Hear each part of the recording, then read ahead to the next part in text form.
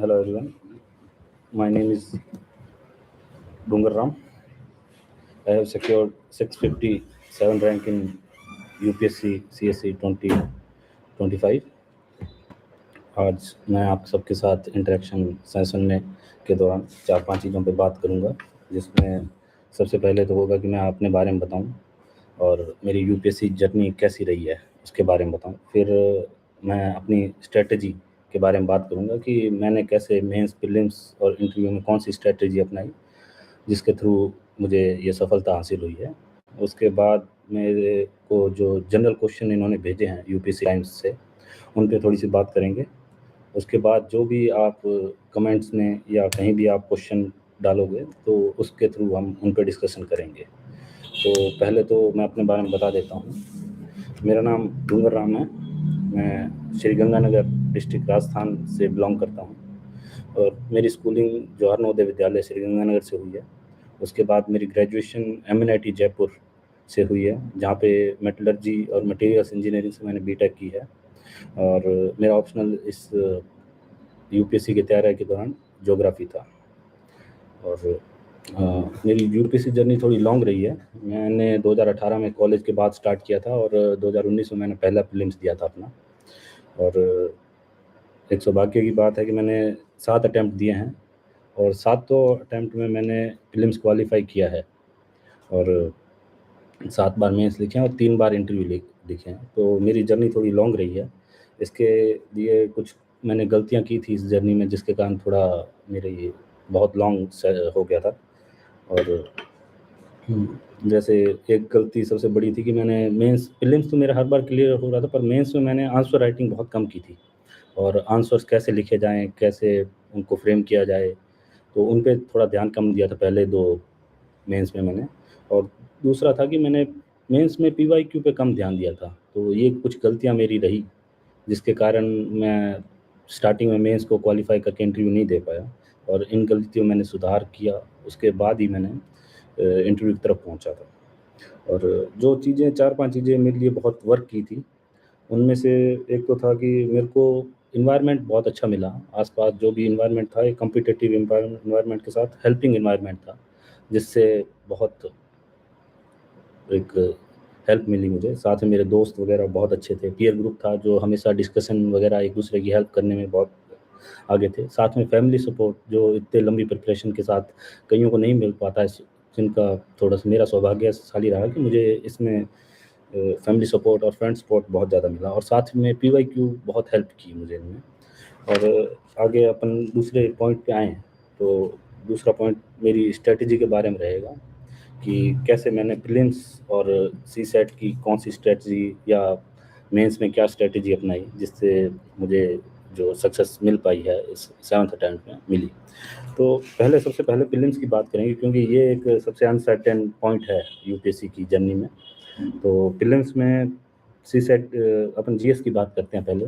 CSAT के ऊपर बहुत चर्चा करनी ज़रूरी है क्योंकि आजकल बहुत डिफ़िकल्ट हो रहा है, तो जीएस से स्टार्ट करेंगे पहले तो। सीए जीएस मेनली तो 7 जो टॉपिक हैं उनसे आता है, तो उनमें स्टैटिक और करंट अफेयर दोनों का रोल रहता है। तो मैंने तो पहले जो मेरी स्ट्रैटेजी रही है 7 प्रीलिम्स में, तो सबसे पहली स्ट्रैटेजी थी मैंने पीवाईक्यू को एनालाइज़ किया। सिलेबस और पीवाईक्यू को साथ में रख के जो टॉपिक आइडेंटिफिकेशन है, कौन से टॉपिक से ज़्यादा क्वेश्चन आ रहे हैं, कौन से टॉपिक रिपीट हो रहे हैं, टॉपिक मतलब इन जनरल चैप्टर्स कौन से रिपीट हो रहे हैं, तो उस पे मैंने काम किया था। पीवाईक्यू एनालिसिस सब बोलते हैं, पर मैंने एक चीज़ देखी है कि जहाँ पे जितने भी लोग हैं वो ज़्यादातर पीवाईक्यू को पढ़ते हैं और रट्टा मार लेते हैं। वैसा नहीं करना, उनसे नॉलेज वगैरह 1-2 बार टॉपिक रिपीट हो जाते हैं, पर ऐसा नहीं करना। जो पहला सबसे मेन पॉइंट है पीवाईक्यू एनालिसिस करने में, तो हमें कौन से टॉपिक से या कौन से चैप्टर से ज़्यादा क्वेश्चन आ रहे हैं, उसको देखना होगा, ठीक है?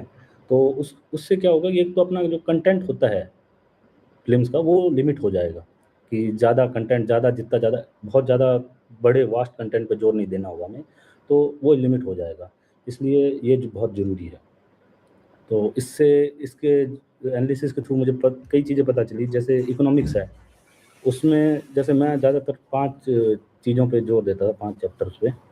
जो पहला चैप्टर था, जैसे बेसिक्स ऑफ जीडीपी, तो उस पे मैं बहुत ज़्यादा जोर देता था।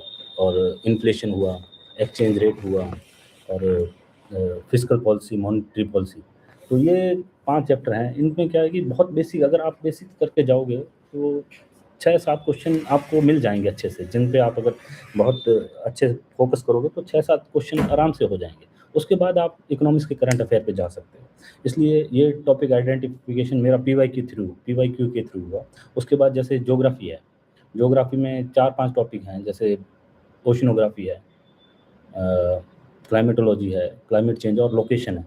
इनसे आप अगर देखोगे तो 70 से 85% क्वेश्चन यहीं से पूछे जाएँगे। अगर आप पीवाईक्यू देखो, प्रीवियस ईयर क्वेश्चन देखोगे तो 70 टू 85 क्वेश्चन यहीं से देखे मिलेंगे आपको। उसके बाद जैसे पॉलिटी हो गया, पॉलिटी में आप जाओगे तो वहाँ पे भी यही है कि कई टॉपिक्स हैं, जैसे प्रेसिडेंट हुआ, पार्लियामेंट हुआ, फंडामेंटल राइट्स हुए, इनसे बहुत बार क्वेश्चन पूछे जाएँगे। तो इनको आप जितना अच्छे से प्रिपेयर कर पाओगे और बहुत अच्छा रहेगा, उससे ज़्यादा क्वेश्चन आप हैंडल कर पाओगे। और फिर आती है जो प्रीलिम्स जीएस में मॉक टेस्ट कितने लगाएँ। मैं यूजुअली ट्राई करता था कि 30 से 40 मॉक टेस्ट लगाऊँ, जिसके बाद जितना जो प्रैक्टिस होती थी मॉक टेस्ट में, एक तो होता है कि आप मॉक टेस्ट लगाओ, उसके नंबर देखो, या तो डिमोटिवेट हो जाओगे कम नंबर के कारण, या ज़्यादा आए तो आपको अच्छा लगेगा। पर मैं ऐसा नहीं करता था। मैं यूजुअली मॉक टेस्ट एक प्रकार से प्रैक्टिस, एक और नॉलेज गेन के लिए यूज़ करता था उसको। जैसे कई बार मॉक टेस्ट लगा के एक तो गलतियाँ फाइंड करता था कि मुझे कितने क्वेश्चन अटेम्प्ट करने चाहिए, कितने क्वेश्चन नहीं करने चाहिए। जो मैंने फाइंड किया कि मैं 85 से 90 क्वेश्चन के बीच में अटेम्प्ट करूँगा, तो मुझे बहुत सही रहेगा कि मेरी जो नेगेटिव मार्किंग है बहुत कम रहती है उससे। तो ये मैंने मॉक टेस्ट से आइडेंटिफ़ाई किया इसलिए। और साथ में जो रिवीज़न होता है, वो मॉक टेस्ट के थ्रू होता था मेरा। जो जैसे करंट अफ़ेयर्स हुआ, उसमें बहुत से अभी जो मॉक टेस्ट आएँगे वो करंट अफ़ेयर बेसिस होंगे बहुत से, तो नई-नई चीज़ें वहाँ से आइडेंटिफ़ाई करनी और खुद की गलतियाँ, कहाँ पे आप गलतियाँ कर रहे हो, वो आइडेंटिफ़ाई मॉक टेस्ट से होता था। एक प्रकार से रिवीज़न के रूप में मॉक टेस्ट बहुत यूज़फुल रहा मेरे लिए। उसके बाद करंट अफ़ेयर की बात आए, तो जो जीएस में है, करंट अफ़ेयर मैं 3 तरीके से करता था करंट अफ़ेयर प्रिपरेशन। पहला तो था जो मैं यूजुअली जो मैगज़ीन पढ़ते हैं किसी भी कोचिंग्स की, तो मैं उनके थ्रू करता था, वो अच्छे से करता था। उसके बाद जैसे मैंने अभी बताया जो मॉक टेस्ट लगाना प्रीलिम्स के, तो उनके थ्रू भी उनमें करंट अफ़ेयर आता था, तो वहीं से भी एक रिवीज़न हो जाता था मेरा, या नए टॉपिक मिल जाते थे। उनके मैं नोट्स बना लेता था अगर मुझे याद नहीं रहते थे, तो नोट्स बनाना बहुत ज़रूरी है। तो नोट्स बना ले। और तीसरा मैं क्या करता था कि जैसे यूट्यूब पे अगर आप जाओगे, बहुत सी कोचिंग्स होती हैं, वो अपनी वीडियो डालती है, मैराथन वीडियो, बहुत बार कई की देख, कोई भी कोचिंग जाओगे, लोकेशन की आएँगी या किसी भी इकोनॉमिक्स, पॉलिटी, करंट अफेयर की वीडियोज़ आती हैं, तो मैं उनको 2x पे देख लेता था। तो उनको 2x पे देखने के बाद जो करंट अफेयर प्रिपेयर एक प्रकार से रिवीजन हो जाता था इन 3 बार में मेरा। एक तो 365 पढ़ ली, फिर वीडियोज़ देख लिए और साथ में मॉक टेस्ट लगा लिए। तो इससे मेरा जो प्रिपरेशन हो जाती थी जीएस की, एक प्रकार से अच्छी हो जाती, सटीक प्रिपरेशन हो जाती थी। साथ में जीएस में 2 चीज़ें हैं कि करंट अफेयर या बेसिक्स। बेसिक्स को मैंने बताया आपको, बेसिक बहुत ज़रूरी है। और ये बेसिक्स आप पीवाईक्यू से आइडेंटिफ़ाई कर दो किसके बेसिक ज़्यादा पढ़ने हैं। जैसे 3 टॉपिक हैं, जैसे ज्योग्राफी, पॉलिटी और इकोनॉमिक्स, और साथ में हिस्ट्री तो पूरे बेसिक जो स्टैटिक पोर्शन कहते हैं, वो ही पढ़ना पड़ेगा। और करंट अफेयर मेनली 3 टॉपिक में ज़्यादा हो जाता है, जैसे आईआर, एनवायरनमेंट और इसमें साइंस एंड टेक्नोलॉजी में करंट अफेयर। जितना आप पढ़ोगे इनमें, उतना ज़्यादा यूज़फुल रहेगा करंट अफेयर में, इन 3 टॉपिक में। और साथ में एक चीज़ मैं और कहना चाहूँगा कि एनवायरनमेंट को ज्योग्राफी से रिलेट करके पढ़ना जितना हो सके। क्योंकि अभी आपको कभी भी एनवायरनमेंट से रिलेटेड क्वेश्चन आएगा, आपको ज्योग्राफी कम आ रही होगी तो उसको आप ढंग से नहीं कर पाओगे। तो जितना आप एनवायरनमेंट को ज्योग्राफी से रिलेट करोगे, उतना बेहतर रहेगा। दोनों को अच्छे से आप सॉल्व कर पाओगे, कोई भी क्वेश्चन आ जाएगा। और साथ में पेपर सॉल्विंग जो जीएस का है, उसमें एक चीज़ बहुत इम्पोर्टेंट जो मुझे बहुत हेल्प की है, उसमें आप देखोगे जो प्रीलिम्स, जो यूपीएससी क्वेश्चन सेट करता है 100 क्वेश्चन, उसमें यूपीएससी भी नहीं चाह, उसको भी पता है कि यार हर आदमी 100 क्वेश्चन नहीं अटेम्प्ट कर पाएगा। जैसे यूजुअली देखा जाएगा कि लोगों को 40 से 50 ही क्वेश्चन आते होंगे एग्जैक्ट, उनको पता है कि इतने मुझे आते हैं। आप अगर आंसर की इसमें देखोगे, जो कोचिंग्स भी होती है वो भी 10-10 क्वेश्चन गलत कर देती है। उनको टाइम मिलने के बाद जो आंसर की रिलीज़ करती हैं वो। इसलिए 100 क्वेश्चन आपको नहीं हो पता चल पाएँगे कि आपको एग्ज़ैक्ट। अगर आप पेपर में जाओगे वहाँ पे तो आपको मुश्किल से 30 या 40 45-50 मैक्सिमम लिमिट ले चलो, जो आपको एग्जैक्ट आते होंगे। उसके बाद अगर आपको कट ऑफ क्लियर करनी है तो आपको स्मार्ट गैस करने पड़ेंगे। तो स्मार्ट गैस के लिए मैं तो ज़्यादातर ट्रिक्स एंड ट्रैप देख के जाता था यूपीएससी, क्योंकि पेपर चेंज करता है, जो यूपीएससी की लैंग्वेज रहती है पेपर्स की वो सेम ही रहती है लगभग। तो वो कहाँ पे ट्रिक्स अप्लाई करती है, जैसे कई कई ट्रिप्स है, नेवर, सम, ऐसी आपने देखी होंगी, तो उनको थोड़ा करके जाना। मुझे हर बार हेल्प किया है, 10-12 नंबर हर बार इंक्रीज़ हुए हैं मेरे इसके कारण। तो ये बहुत ज़रूरी है। ये चीज़ मैंने पहले ही बात की थी, ये चीज़ आपको जब आप पीवाईक्यू देखोगे, एनालिसिस करोगे उनका, उनको रटना नहीं, उनका एनालिसिस करोगे, तब आपको पता चल जाएगी ये चीज़ की ट्रिक्स एंड ट्रैप कहाँ लग रहे हैं यूपीएससी के, कैसे वो स्ट्रक्चर, वो आंसर वर्ड्स गेम कैसे खेल रहा है, वो पता चलेगा, उससे बहुत हेल्प मिलेगी आपको। फिर हम आते हैं सीसैट पे। सीसैट के बारे में बहुत इम्पोर्टेंट हो रहा है सीसैट, देखा जा रहा है कि उसकी जो एक प्रकार से कठिनता है वो बढ़ती जा रही है सीसैट की। तो इसके लिए काम तो सीसैट पे करना पड़ेगा। मेरा तो क्या था कि मैं इंजीनियरिंग बैकग्राउंड से था, इसलिए थोड़ा आसान था मेरे लिए स्टार्टिंग में सीसैट। पर इस बार 2025 में मैंने देखा कि मैं यूजुअली क्या है कि जो ईज़ी टॉपिक होते थे, जैसे कैलेंडर हो गया, वर्क हो गया, ये करके जाता था ताकि मैं ईज़ी फाइंड आउट कर सकूँ, टॉपिक को आइडेंटिफ़ाई करके उनको लगा के आराम से उन पे जा सकूँ और सीसैट क्लियर कर पाऊँ। नंबर आ जाते थे 100, 105 वगैरह, तो ये ईज़ी था। पर पिछली बार क्या हुआ कि इस बार 2025 में कि क्वेश्चन वो जो ईज़ी वाले थे वो नहीं आए इस बार। बहुत से क्वेश्चन आपने देखे होंगे कि जैसे ईज़ी फाइंडिंग टॉपिक नहीं आए, तो वो बहुत एक गलती होगी। तो इसलिए जैसे पीक्यूआरएस टाइप क्वेश्चन जो नंबर सिस्टम से आए वो बहुत ज़्यादा आए। तो सीसैट पे जितना हो सके आप फ़ोकस करना। तो मेरी सीसैट में एक थोड़ी स्ट्रैटेजी थी कि मैं करके तो नहीं, कम ही जाता, पर पेपर मैं 80 के 80 क्वेश्चन अटेम्प्ट करने की कोशिश करता था। अटेम्प्ट करो, मतलब देखो कि आप आंसर आंसर ना दो, पर अटेम्प्ट करो, देखो कि आपको, क्योंकि आप लास्ट तक पहुँचते हो तो कई बार आपको 3-4 क्वेश्चन ऐसे ईज़ी मिलेंगे ना, आपको बस 2 सेकंड में आंसर पता होगा। वो 3-4 क्वेश्चन बहुत बार आपको एडवांटेज दे जाते हैं। तो इसलिए पूरा क्वेश्चन पेपर अटेम्प्ट करने की कोशिश करना। मेरी ट्रिक इसमें ये थी कि मैं 1 मिनट से ज़्यादा किसी भी क्वेश्चन में नहीं लगाता था। जितना मुश्किल हो जाए 1 मिनट से, अगर 1 मिनट से ज़्यादा लग रहा है तो मैं छोड़ देता, मुझे मुश्किल लगता था तो। और हेल्प मुझे जहाँ तक हुई, एक तो मैथ तो जो नॉन मैथमेटिकल बैकग्राउंड के उनकी मैथ से तो ज़्यादा हेल्प नहीं होगी, तो आप जितना हो सके फोकस इन पे करना, रीजनिंग और कंप्रहेंशन पे। वहाँ से आपको ईज़ी क्वेश्चन मिल जाएँगे। कंप्रहेंशन की स्ट्रैटेजी बहुत बार देखोगे आपको मिलेगी, जो बहुत एक्सट्रीम स्टेटमेंट होती है, वो गलत होती है। ऐसी स्ट्रैटेजी आप देख के जाना, तो आसान रहेगा। सीसेट के बारे में ज़्यादा नहीं कह पाऊँगा, क्योंकि मैं थोड़ा मैथमेटिकल बैकग्राउंड से था, तो मैं ईज़ी फाइंड आउट कर मेरे लिए ईज़ी था सीसेट में जो स्ट्रैटेजी है क्वेश्चन सॉल्व करना। तो इस बार थोड़ी मुश्किल हुई है, तो इस बार मैं दोबारा अटेम्प्ट दूँगा, तब थोड़ा देखना पड़ेगा मुझे भी। तो थोड़ा वो करके जाना जितना अच्छा हो सीसेट को, क्योंकि मेरे बहुत से दोस्तों को लेके डूबा है सीसेट, जिन्होंने इंटरव्यू दिया था। तो जितना हो सके करके जाना। पहले तो लोग 4-5 सीसेट के मॉक टेस्ट लगा के भी आसानी से पार हो जाते थे। पर अब तो आपको ज़्यादा लगाने पड़ेंगे, और जितना ज़्यादा उसके टाइम भी देना पड़ेगा आपको निकाल के, जो जनरल स्टडीज़ पेपर्स है उससे निकाल के टाइम देना पड़ेगा सीसेट को बहुत अच्छे से। फिर ये तो बात होगी हमारी प्रीलिम्स की। अब हम बात करेंगे ऑप्शन मेंस की। मेंस में क्या है, एक सबसे अच्छी बात ये है कि मेंस प्रिडिक्टेबल है बहुत ज़्यादा। जो मेंस के क्वेश्चन आते हैं वहाँ पे अगर आप देखोगे तो 80% जो क्वेश्चन है वो थीम रिपीट होती रहती है हमेशा। तो बहुत ज़्यादा प्रिडिक्टेबल है मेंस, अगर आप करके जाओगे पीवाईक्यू का एनालिसिस मेंस में और ज़्यादा बढ़ जाता है पीवाईक्यू। क्योंकि अगर आप पीवाईक्यू देखो तो बहुत से टॉपिक है वो हर 1 साल नहीं तो दूसरे साल रिपीट हो जाएँगे। अगर वो टॉपिक नहीं आ रहा तो उसी टॉपिक के बेसिस पे सिमिलर टॉपिक आ जाएगा, ये रहेगा। तो वो बहुत प्रिडिक्टेबल है, इसलिए आपको पीवाईक्यू बहुत ज़रूरी है मेंस में। जितना हो सके पीवाईक्यू कीजिए, पीवाईक्यू की थीम आइडेंटिफ़ाई कीजिए, उनके नोट्स बनाइए, कोई भी हो गया। जैसे एक पीवाईक्यू जैसे सिविल सोसाइटी ऑर्गेनाइज़ेशन ऐसा पीवाईक्यू है, वो नहीं आएगा तो उसके सिमिलर आ जाएँगे, प्रेशर ग्रुप्स आ गया, तो एनजीओ आ गए या ट्रस्ट आ गए, वो सिमिलर रहेगा उनका। तो पीवाईक्यू बहुत, जैसे नक्सलिज़्म है, हर दूसरे साल पूछा जाएगा नक्सलिज़्म। मैरीटाइम सिक्योरिटी हर दूसरे साल पूछा जाएगा।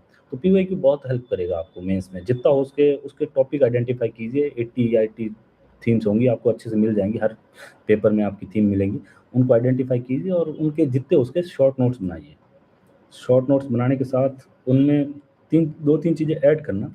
नोट्स तो बनाने हैं आप बेसिक्स के, पर उसमें आजकल जो डाटा है, ऐसा डाटा और फैक्ट्स आइडेंटिफ़ाई कीजिए जो हर जगह यूज़ हो जाए, कैसा भी क्वेश्चन आए और 2-3 जगह यूज़ हो जाएँ, ऐसे डाटा और फैक्ट्स को आइडेंटिफ़ाई करना है आपको, ठीक है? और मेरे इस साल मेरे लिए बहुत हेल्पफुल रहा कि मेंस में मेरा पीयर ग्रुप बहुत अच्छा था, तो हम बहुत ज़्यादा डिस्कस करते थे उसमें। जितना भी हो उसके कोई भी क्वेश्चन जितनी भी थीम्स थी जो रिपीट हो रही थी, उसको बहुत अच्छे से डिस्कस किया। तो हमारे दिमाग में बैठ गई थी, अच्छा था ये हमारे लिए और जितना हो उसके उसके आंसर्स, उसके एग्ज़ाम्पल्स, डाटा, फैक्ट्स, कौन-सा डायग्राम बना सकते हैं, ये हम डिस्कस करते थे। तो पीवाईक्यू गेम चेंजिंग है मेंस में, तो जितना हो सके उस पे करना। और दूसरी चीज़ है मेंस में एक तो होता है कि आप जाके वहाँ पे मॉक टेस्ट दें, दूसरा होता है ब्रेनस्टॉर्मिंग। अगर आप मॉक टेस्ट नहीं दे पा रहे तो आंसर्स जो क्वेश्चन्स होती हैं उनकी ब्रेनस्टॉर्मिंग कीजिए। कैसे आप उसका इंट्रो लिखेंगे या कैसे उसकी बॉडीज़ के पॉइंट लिखेंगे या क्या कंक्लूज़न लिखेंगे। उनमें जो मेन पॉइंट हो सकते हैं, क्या ऐड कर सकते हैं, जैसे कौन-सी कमेटी ऐड कर सकते हैं, कौन-सा डाटा ऐड कर सकते हैं, ऐसी चीज़ों को आइडेंटिफ़ाई कीजिए आप और वही आप लिखिए। उससे ब्रेनस्टॉर्मिंग कीजिए और मैं यूज़ुअली मॉर्निंग में उठता था, तो मेरा पहला काम ही ब्रेनस्टॉर्मिंग का था। जैसे कई कोचिंग्स के मैंने जो क्वेश्चन देते थे, वो हर दिन टेस्ट आजकल तो हर दिन डेली टेस्ट आंसर राइटिंग आ गई हर कोचिंग की, तो आ जाती थी मेरे पास पेपर। तो मैं उसके 15-20 क्वेश्चन एवरी मॉर्निंग नाश्ते से पहले उसकी ब्रेनस्टॉर्मिंग करता था, ताकि एक तो फ़ायदा ये है कि ब्रेनस्टॉर्मिंग से आप ईज़िली जल्दी-जल्दी उसके आंसर फ्रेम कर पाओगे। जब आप मेंस में आंसर राइटिंग आंसर्स लिखते हैं, तो वहाँ पे बहुत ईज़ी रहेगा आपके लिए कि अगर ब्रेनस्टॉर्मिंग किया है तो बहुत जल्दी से आंसर आ पाए क्योंकि वहाँ पे हमारे पास थिंकिंग टाइम बहुत कम है, 1 मिनट भी नहीं होता। इस अगर आपको जल्दी से पेपर कंप्लीट करना है तो 1 मिनट के आस-पास थिंकिंग टाइम है, आपको फ्रेम करना पड़ेगा पूरा क्वेश्चन, पॉइंट को प्रायोरिटाइज़ेशन देनी पड़ेगी, कौन-सा पॉइंट आप पहले लिखें, कौन-सा पॉइंट बाद में। ये सब आपको ब्रेनस्टॉर्मिंग से आएगा और साथ में ब्रेनस्टॉर्मिंग अगर आप करें, उसके बाद आप पेपर लिखेंगे तो ईज़ी लगेगा थोड़ा क्योंकि जल्दी-जल्दी आप पॉइंट बना पाओगे अपने। और दूसरी चीज़ ये थी कि तीसरी चीज़, पहले तो पीवाईक्यू था, जिससे थीम्स आइडेंटिफिकेशन हुआ, फिर ब्रेनस्टॉर्मिंग और मॉक टेस्ट आप लिखो। तीसरा था कि जो टेम्पलेट है, कई आप पेपर्स में देखोगे कि कई क्वेश्चंस बहुत सिमिलर रहते हैं। जैसे पॉलिटी में आप जाओगे तो बॉडीज़ सिमिलर रहेंगी, उनके आंसर्स उसके जो आंसर होंगे वो सिमिलर रहेंगे। फिर आप अगर जो इसमें सिविल सोसाइटी ऑर्गेनाइजेशन जैसे अभी पहले बात की थी, तो उनके आंसर से सिमिलर होंगे और अगर आप हिस्ट्री में जाएँगे डायनेस्टीज़ पे क्वेश्चन आए या किसी आर्ट पे क्वेश्चन आए, उनके भी आंसर लगभग सिमिलर होंगे या सिविलाइजेशंस पे। तो उनका एक टेम्पलेट तैयार कीजिए, आपको क्या लिखना है उसके बारे में, हेडिंग्स और कई सिमिलर्स पॉइंट रहेंगे, बहुत बार देखोगे इनमें सिमिलर पॉइंट रहेंगे, तो इनके आप टेम्पलेट तैयार कीजिए। मैंने बहुत से टेम्पलेट तैयार किए थे कि इनका आ गया तो मैं इन्हीं लाइनिंग पे आंसर दूँगा, तो वो बहुत काम आया मेरे लिए। तो ये 4 चीज़ें और साथ में जो पेपर हो जो 10 मार्कर हैं, मैं यूज़ुअली 10 मार्कर में 3 डायमेंशन लिखता था और 15 मार्कर में 4 डायमेंशन। अब 3 डायमेंशन में जो भी पूछा है वो और साथ में या कोई फ्लो चार्ट बना देता था। तो इन डायमेंशन को लिखने के लिए सबसे ज़रूरी चीज़ है कि आपको जो क्वेश्चन है, उसको अंडरस्टैंड करना पड़ेगा, कैसे आप उसको समझ पा रहे हैं, वो बहुत ज़रूरी है। अगर क्वेश्चन को आप समझ नहीं पाए, फिर आंसर आप उल्टा-सीधा लिखोगे और 1-2 मार्क्स मिलेंगे। क्वेश्चन को समझना बहुत ज़रूरी है। उसको तोड़ना पड़ेगा 3 पार्ट्स में या 2 पार्ट्स में, जितना भी आप कर पाएँ। अगर उसको आप तोड़ पाएँगे, जितना आसान होगा और अगर क्वेश्चन्स को तोड़ा, तो बहुत आसान हो जाएगा आपको आंसर देने के लिए। इसलिए क्वेश्चन्स को समझना बहुत ज़रूरी है, इसमें मेंस में। वो मैंने अभी आपको जैसे बोला ब्रेनस्टॉर्मिंग से बहुत हेल्प मिलेगी उसमें, जितना हो सके ब्रेनस्टॉर्मिंग कीजिए। इस बार मैंने शायद इस बार ही है कि मैंने जो आंसर राइटिंग है वो बहुत कम की थी। मैंने ऑप्शनल में मैंने मुश्किल से 2 पेपर लिखे होंगे फुल लेंथ और जीएस में मैंने 4 या 5 फुल लेंथ लिखे होंगे। इसके अलावा मैंने सिर्फ़ ब्रेनस्टॉर्मिंग की थी। पिछले 2024 में देखें तो मैंने बहुत ऑप्शनल में 17 फुल लेंथ क्वेश्चन की आंसर राइटिंग की थी और जीएस की तो बहुत ज़्यादा की थी। 2023 में भी बहुत किया था। पर इस बार मेरे को जहाँ पे एज मिली थी वो ब्रेनस्टॉर्मिंग थी, तो जो हो सके तो करना, बहुत फ़ायदा मिलेगा इससे। और जब मैंने बताया कि मेरे 7 अटेम्प्ट हो गए हैं, तो जो पहले अटेम्प्ट थे उनमें 2-4 गलतियाँ मैंने मतलब उसमें एक थी कि मेरे आंसर राइटिंग में एक स्ट्रक्चर नहीं थी। जो आंसर आप लिखोगे मेंस में, उसमें स्ट्रक्चर की बहुत ज़रूरत होती है। एक टॉपर ने कहा था कि जो एग्ज़ामिनर होता है वो हॉरिज़ॉन्टली नहीं पढ़ता, वो वर्टिकली पढ़ता है, तो उसके लिए बहुत अच्छी स्ट्रक्चर की बहुत ज़रूरत है। तो इसके लिए आपको हेडिंग, जितनी अच्छी हेडिंग आइडेंटिफ़ाई करके और हेडिंग को अंडरलाइन करना, ये सब करना पड़ेगा वहाँ पे। एग्ज़ाम्पल को एक प्रकार से अलग रिप्रेजेंटेशन देनी पड़ेगी ताकि पता चले एग्ज़ाम्पल दिया है। वहाँ पे डायग्राम ऐड करने पड़ेंगे। आजकल तो देखा होगा आप, टॉपर ने पता नहीं कैसे-कैसे डायग्राम, पाई चार्ट, ग्राफ्स वगैरह सब ऐड कर रहे हैं। तो वो अगर आप कर पाओ तो बहुत अच्छा है। तो इससे नंबर तो बढ़ेंगे जहाँ तक मुझे पता है, क्योंकि मेरे बढ़े हैं। क्योंकि मेरे चौथे अटेम्प्ट के बाद मैंने ये सब करना स्टार्ट किया तो एकदम से जंप आया मेरे मार्क्स में। ठीक है?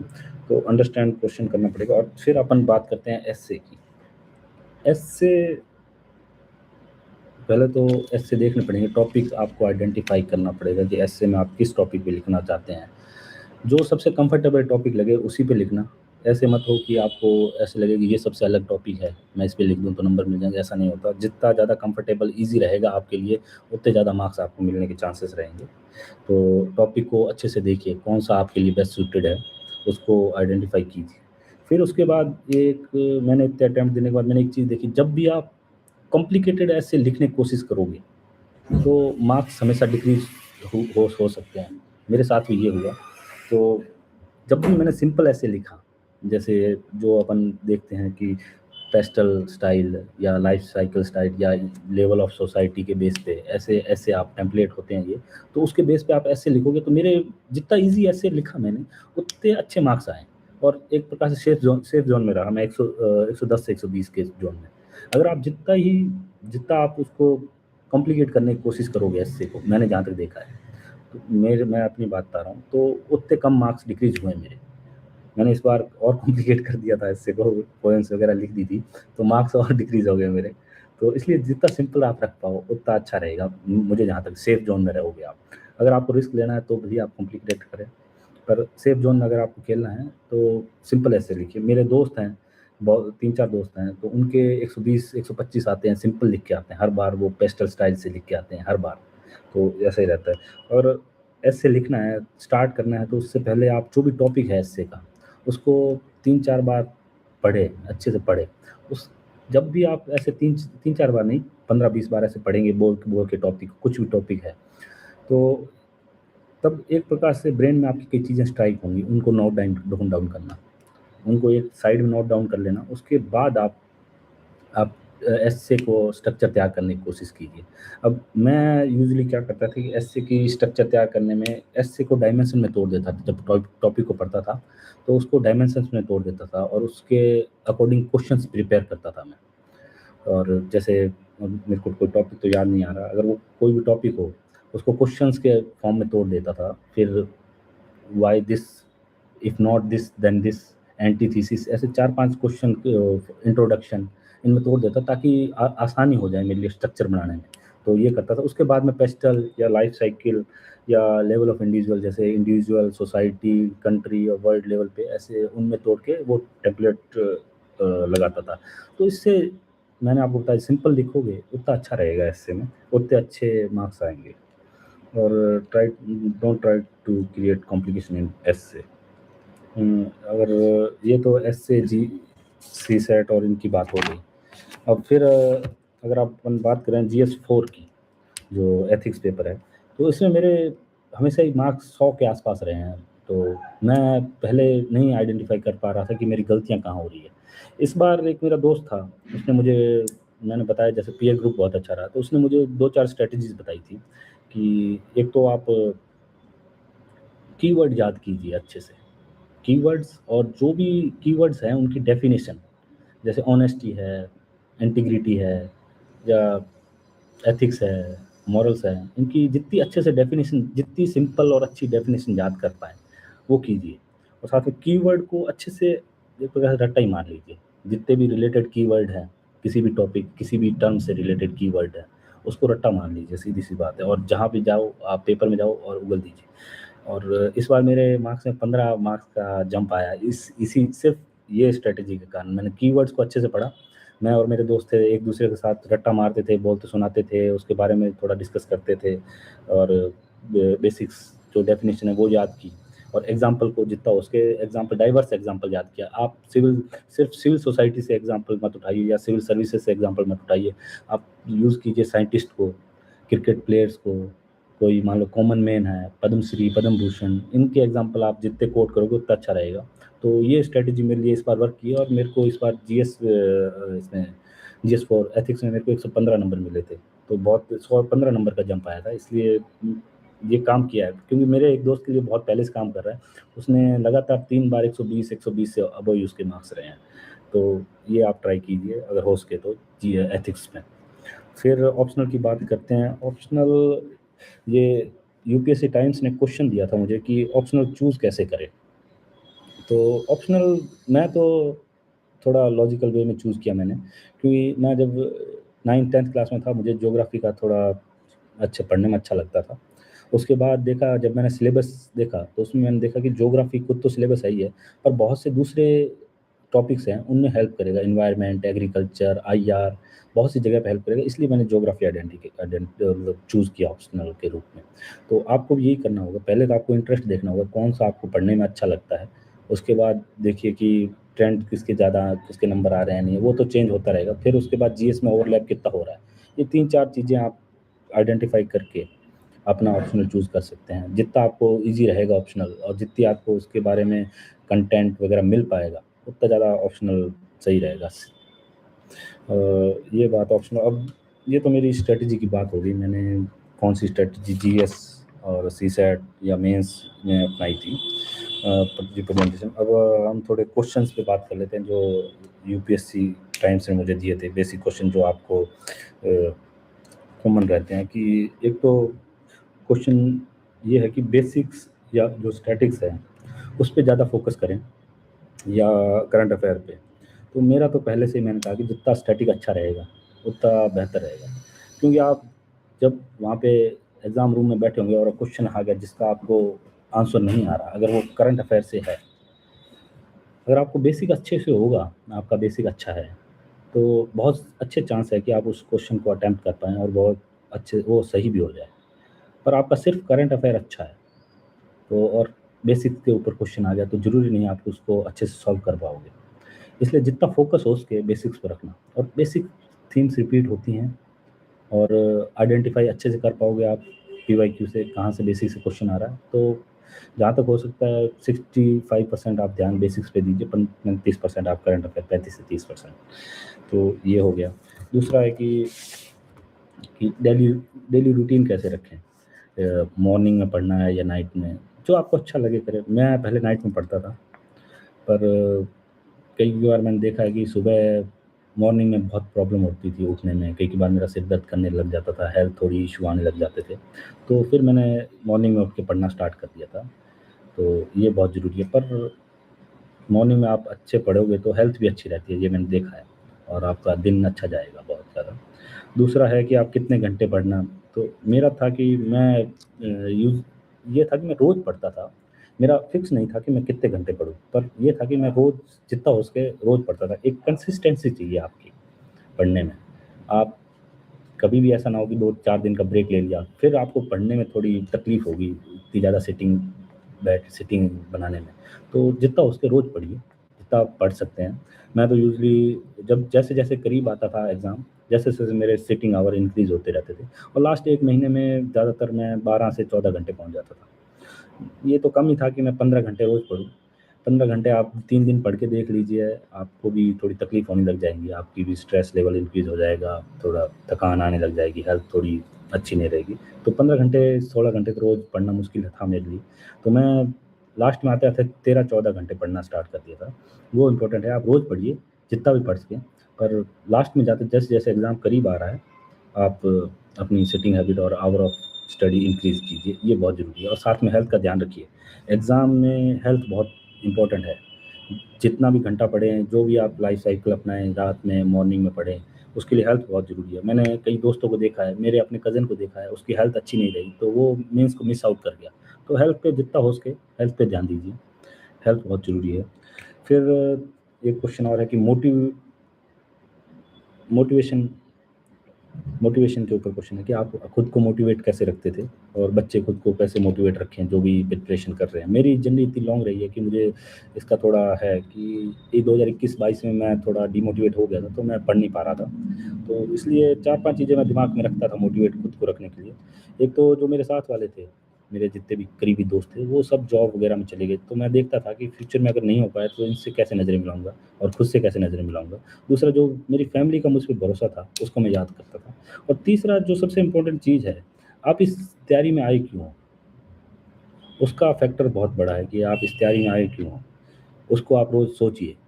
अगर आपका हाफ़ हार्टेड मन है, हाफ़ हार्टेड आप इस तैयारी में घुसे, तो मोटिवेट रखना बहुत मुश्किल हो जाएगा। हाँ, जर्नी लॉन्ग है, आप 1-2 दिन में डिमोटिवेट हो सकते हैं, कभी आएँगे दिन कि आप डिमोटिवेट फ़ील करते हो, तो उस दिन थोड़ा रेस्ट लीजिए, बातें कीजिए इधर-उधर, थोड़ा दोस्तों से बातें कीजिए, घर से बातें कीजिए, कुछ मन है वो देख लीजिए। फिर आप उस बारे में सोचिए कि आप इस जर्नी में आए क्यों, तो आप खुद ही मोटिवेट हो जाओगे, इस बारे में जहाँ तक मैंने देखा है।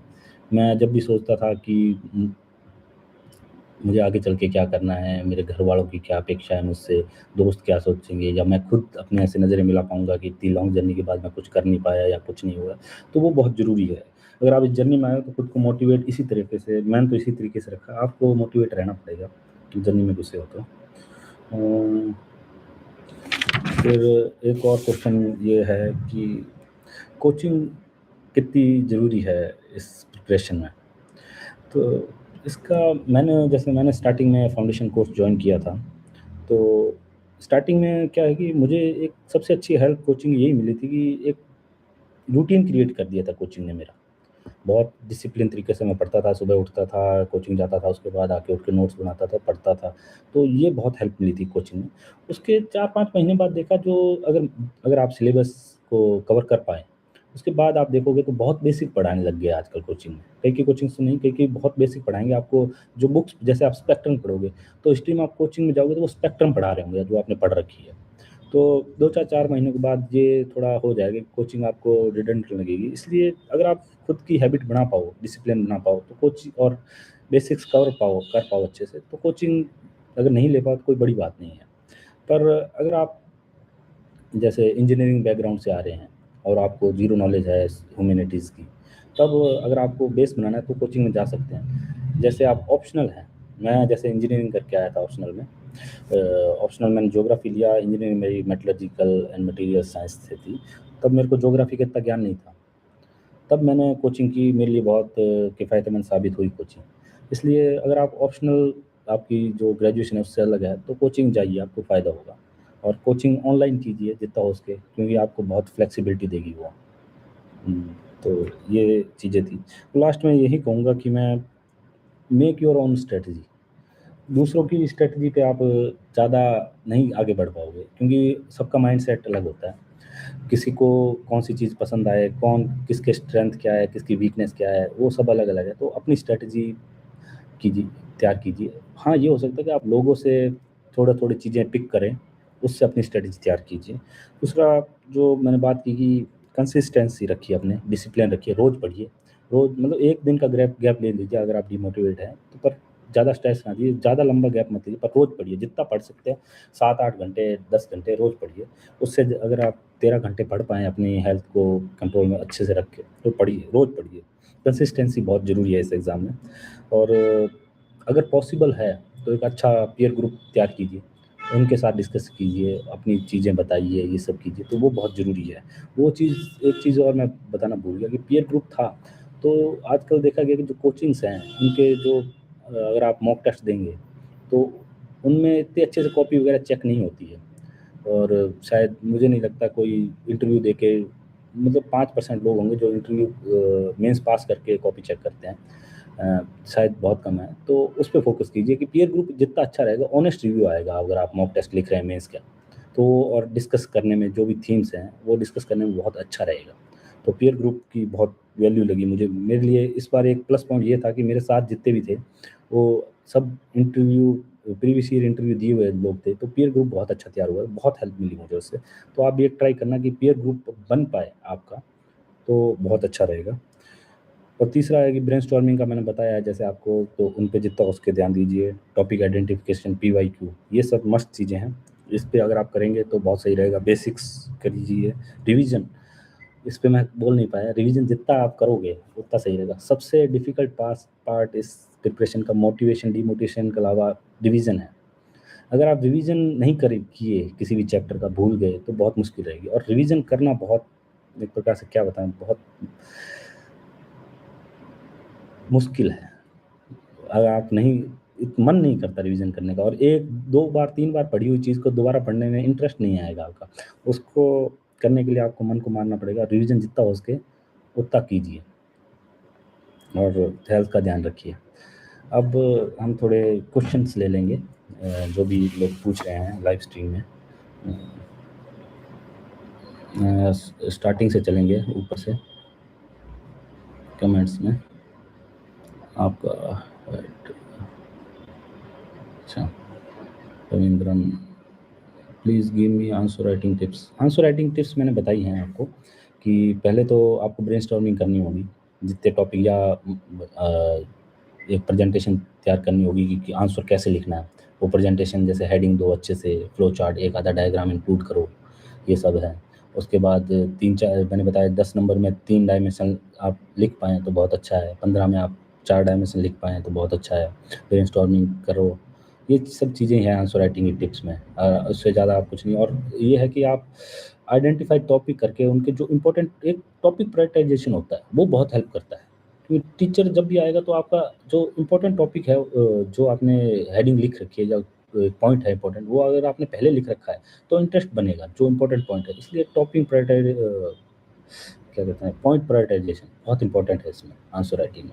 और डेली आंसर राइटिंग कीजिए। अगर आप 1-2 क्वेश्चन लिख सकते हैं, नहीं तो ब्रेनस्टॉर्मिंग डेली कीजिए। आंसर आप नहीं लिख पाए, अगर आपकी स्पीड अच्छी है तो ब्रेनस्टॉर्मिंग कीजिए। अगर स्पीड अच्छी नहीं है तो आंसर लिखिए, क्योंकि स्पीड बढ़ानी पड़ेगी। अगर आपके 4-5 क्वेश्चन रह जाते हैं वहाँ तो बहुत दिक्कत आती है, सीधे-सीधे आपके 10-12 नंबर डिक्रीज़ हो जाएँगे। और तो मैं स्पेसिफिक पूछिए आंसर राइटिंग को तो मैं बता पाऊँगा। एजुकेशन बैकग्राउंड मैंने बताया, जैसे मैं नवोदय विद्यालय में पढ़ा हूँ, प्राइमरी जो 6 से 12। प्राइमरी मेरी गाँव से हुई है, गवर्नमेंट स्कूल से। उसके बाद मैं एमएनआईटी जयपुर में था, एनआईटी जयपुर बोलते हो चाहे एमएनआईटी जयपुर, वहाँ पे मेटलर्जिकल मटीरियल्स इंजीनियरिंग की मैंने। तो ये मेरा एजुकेशन बैकग्राउंड है। सर फोमो से कैसे बच्चे मल्टीपल रिसोर्स माइंड में आ जाते हैं? फोमो से ये कैसे बचा जा सकता है? ऐसे 4-5 रिसोर्स आइडेंटिफाई कीजिए जो कवर कर रहे हो अच्छे से सब। जैसे आप किसमें अगर आप जी सी लियोंग पढ़ रहे हैं, उसके साथ साथ आपने लोकेशन कर ली। लोकेशन जैसे कुछ कोई भी टीचर पढ़ा रहा हो, जैसे सुदर्शन गुर्जर, मैंने उनसे किया था, तो बहुत अच्छा रहेगा। 4-5 ऐसी सोर्स आइडेंटिफाई जो ऑल ओवर कवर कर पाए, और सभी को कवर कर पाए अच्छे से, और फोमो नहीं रहेगा। फोमो से जितना आप ज़्यादा पढ़ोगे उतना आप रिटेन नहीं कर पाओगे। फोमो में कुछ नहीं रखा, एक नया वर्ड आज आ गया, Yomo, Joy of missing out, वो आप रखिए।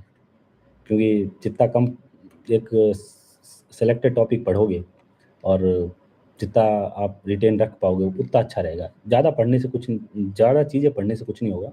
जो चीज़ें आपके दिमाग में रहेगी वही आप प्रेजेंट कर पाओगे। तो फोमो की जगह योमो लीजिए आप। How to finalise option without confusion sir, because हम से स्कोरिंग इंटरेस्ट। हाँ, पहला तो सबसे जो ऑप्शनल है वो मैंने जैसे बताया, इंटरेस्ट बहुत मायने रखता है। अगर आपने ऑप्शनल ले लिया, आपका इंटरेस्ट नहीं है तो आप पढ़ोगे कैसे? सीधी सी बात ये, आप पढ़ नहीं पाए तो ऑप्शनल को कवर नहीं कर पाओगे। तो इंटरेस्ट तो मायने रहेगा आपको जो अच्छा, जैसे मेरा ज्योग्राफी में 9th-10th में इंटरेस्ट था, इसलिए मैंने ज्योग्राफी लिया।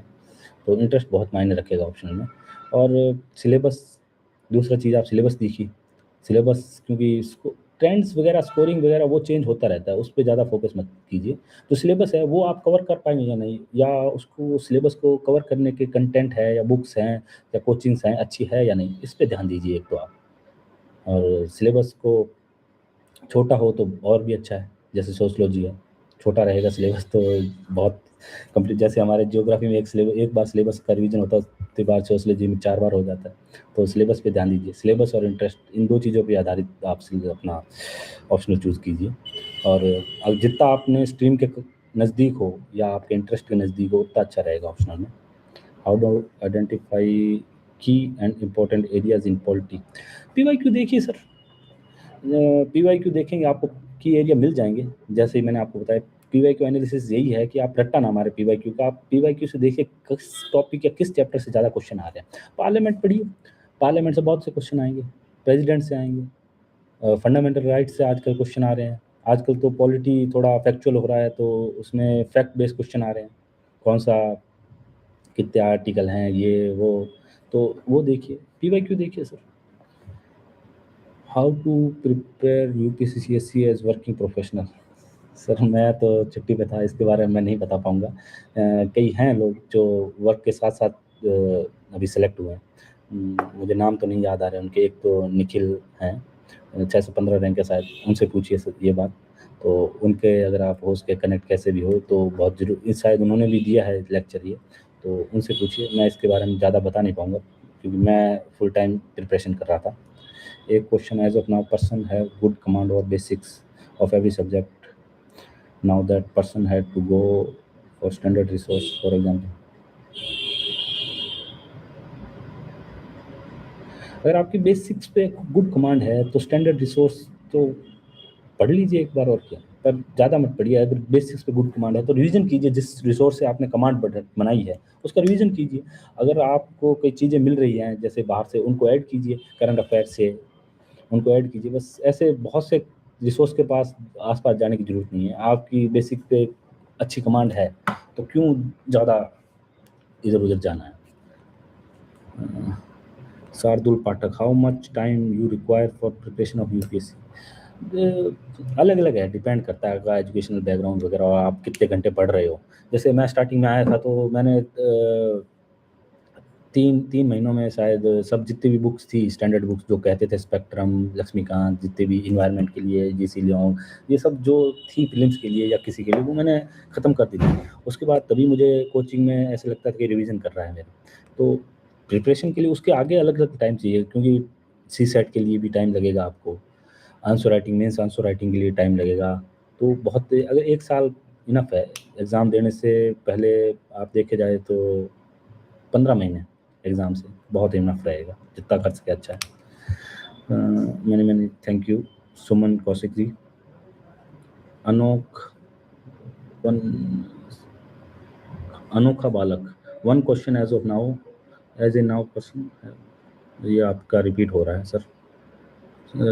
Aditya Yadav, should I study polity NCERT और नॉट। कहते हैं पॉलिटी NCERT जो 11th क्लास की NCERT वो पढ़ लीजिए, छोटी है, कुछ ज़्यादा फर्क नहीं पड़ेगा। पर लक्ष्मीकांत पढ़िए, करंट अफेयर में जो भी टॉपिक आ रहे हैं लक्ष्मीकांत को आप पढ़े तो बेयर एक्ट साथ में रखिए, क्योंकि कई बार लक्ष्मीकांत में भी इतनी एग्जैक्ट नहीं होती। तो अगर आपको आर्टिकल के बारे में आ रहा है तो झट से उठाइए बेयर एक्ट, उसमें से झांक लीजिए थोड़ा आर्टिकल के बारे में, थोड़ी सी और अच्छी सी कमांड हो जाएगी उसमें, जो क्या कहते हैं, क्लियरिटी आ जाएगी बेयर एक्ट, अगर आप लक्ष्मीकांत के साथ पढ़ रहे हो। और NCERT अगर छोटी सी NCERT पढ़ पाओ तो अच्छी बात है सर। ये अनोखा बालक सर, आप रिपीट कर रहे हो क्वेश्चन। गॉड पनित सर, आपकी शादी हो गई क्या? नहीं हुई भाई। Lord Manjot, don't ask a big question, okay. Ravinder tremble India, how was your preparations? Films sir मैंने अभी बता दिए, आप एक बार दोबारा देख लीजिएगा। मैंने फिल्म्स में PYQ का बहुत यूज़ किया है। फिल्म PYQ से एक टॉपिक आइडेंटिफिकेशन और क्वेश्चंस, जो क्वेश्चंस की वर्डिंग होती है UPSC की, वो समझने में बहुत हेल्प मिली है। और साथ में टॉपिक आइडेंटिफिकेशन से मेरे कंटेंट लिमिटिंग हुआ है, जिससे और ज़्यादा मैं उन पे फोकस कर पाया हूँ।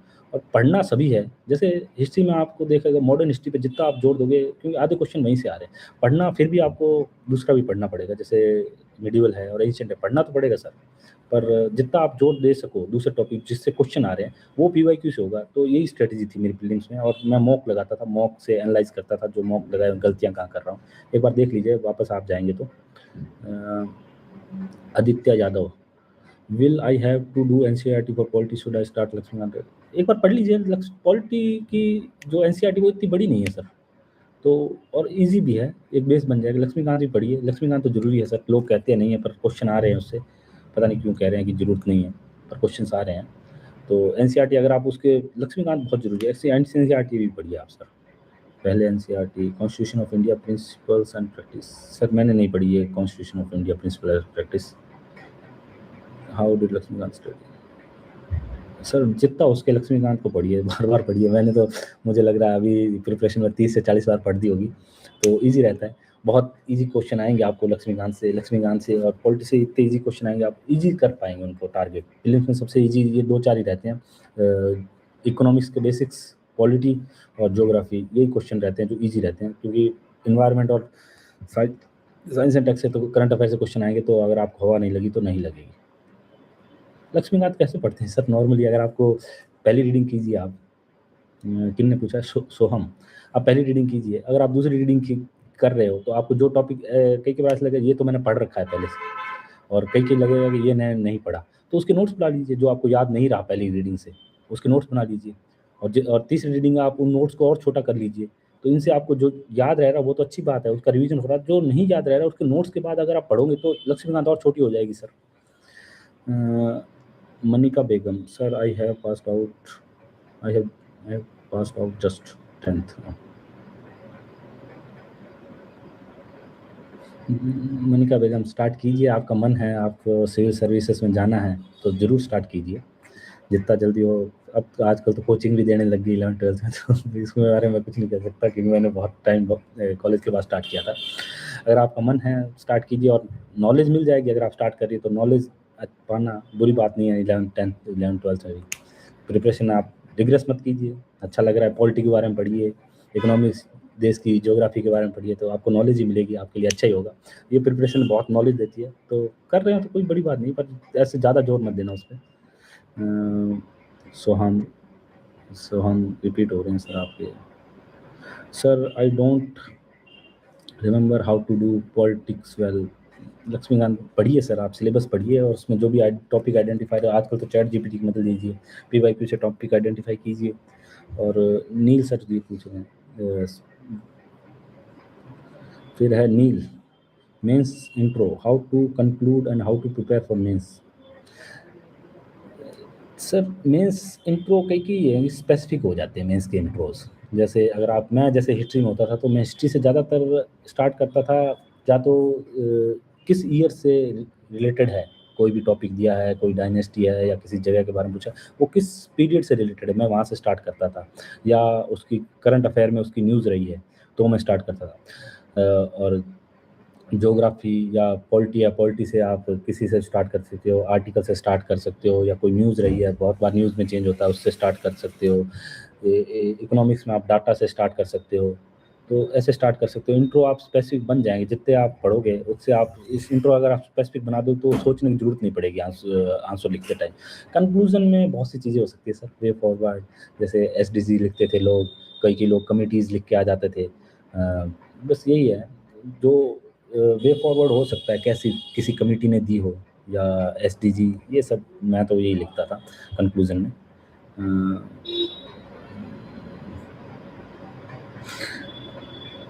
Kumbharam, yes sir, hard work pays off paid off. हाँ सर, बहुत टाइम बाद मेहनत का मिला है, तो thank you sir.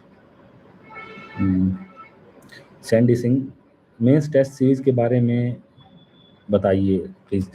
Mains test series बहुत सी कोचिंग्स की अच्छी आ रही हैं, तो क्वेश्चंस आप ज़रूरी नहीं उनको जाके मेंस टेस्ट सीरीज़ दीजिए। आप क्वेश्चन पेपर लीजिए, अच्छे से ट्राई कीजिए और पीयर ग्रुप से चेक कीजिए, क्योंकि मैंने बहुत बार देखा कि अच्छी आंसर राइटिंग जो चेकिंग होती है कोचिंग से, अच्छी नहीं होती है। मैंने बहुत बार देखा, ये आइडेंटिफाई नहीं कर पाते हैं आपके वीक एरियाज़, वो आप रटे रटाए पॉइंट लिख देते हैं कि यहाँ पे इम्प्रूव करो, वहाँ पे इम्प्रूव करो। तो आप पीयर ग्रुप बनाइए, उससे आप आंसर राइटिंग इम्प्रूव कीजिए टेस्ट सीरीज़ के बारे में। और टेस्ट सीरीज़ के बारे में मैंने कम मिली थी टेस्ट सीरीज में इसकी, मैंने ऑप्शनल की ली थी, ऑप्शनल में हेल्प मिली थी, पर ये जीएस है इनकी कम मिली थी। और मेंस में टेस्ट सीरीज छोड़ के आप पीवाईक्यू प्रिपेयर, पीवाईक्यू के आंसर राइटिंग करेंगे ना, तो वो ज़्यादा हेल्पफुल रहेगा सर, मुझे ऐसा लगता है, क्योंकि पीवाईक्यू से टॉपिक रिपीट होते हैं, तो उस पर आप जोर दीजिए। It is worth to solve current affair test series, nature is life. Sir अगर आपको मिल रहा है करंट अफेयर तो कीजिए, अच्छी बात है, क्योंकि वहाँ से आपको नॉलेज मिलेगी, और कई बार करंट अफेयर के सीधे क्वेश्चन आ जाते हैं टेस्ट सीरीज से। मनिका बेगम जी, आप रिपीट मत कीजिए क्वेश्चन अपना।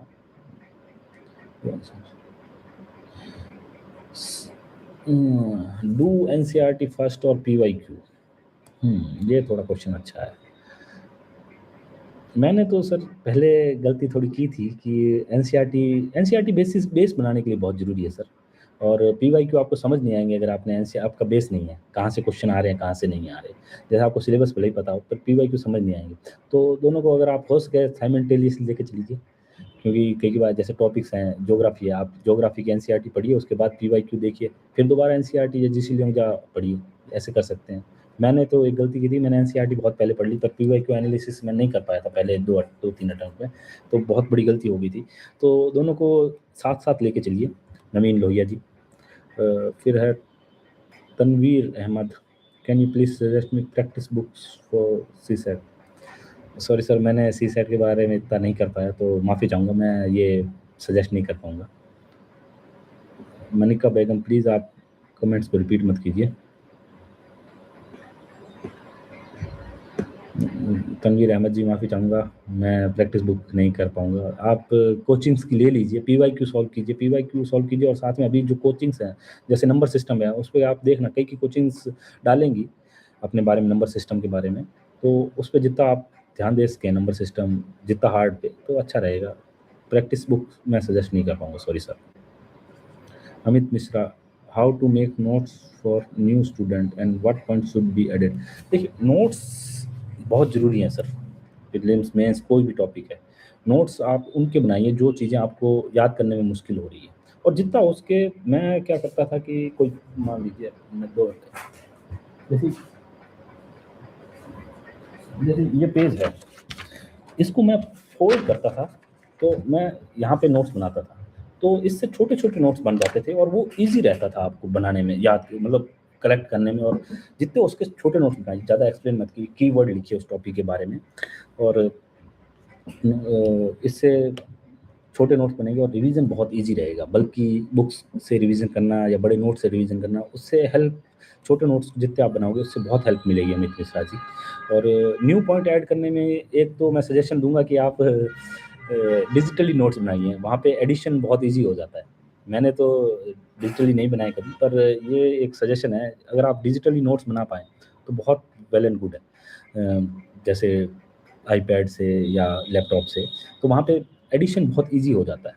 तो अमित मिश्रा जी, आप नोट्स वहाँ से बनाइए, डिजिटली बनाएँगे तो बहुत अच्छा रहेगा। फिर है ईसा मनिका बेगम जी, आप फिर रिपीट कर रही हैं। Tanveer Ahmad, Manika Begum, tell me the source.